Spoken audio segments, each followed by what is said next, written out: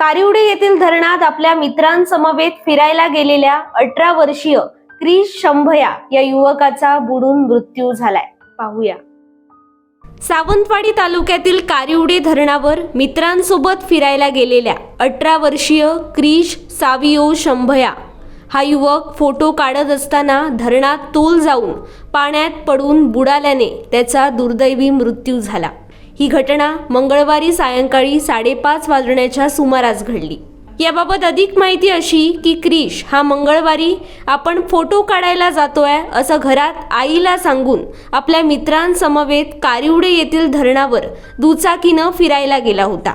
यावेळी धरणाच्या ठिकाणी फोटो काढत असताना त्याचा अचानक तोल गेला आणि क्रिश पाण्यात पडला.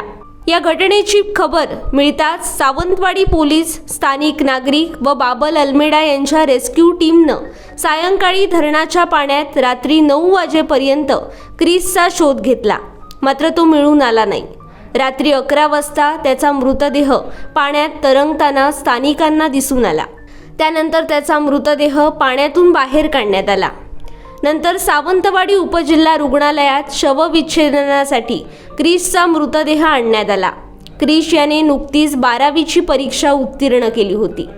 त्याच्या अपघाती मृत्यूनं सावंतवाडी शहरात हळहळ व्यक्त होते. क्रिशच्या मृत्यूनं कुटुंबाला मोठा धक्का बसलाय.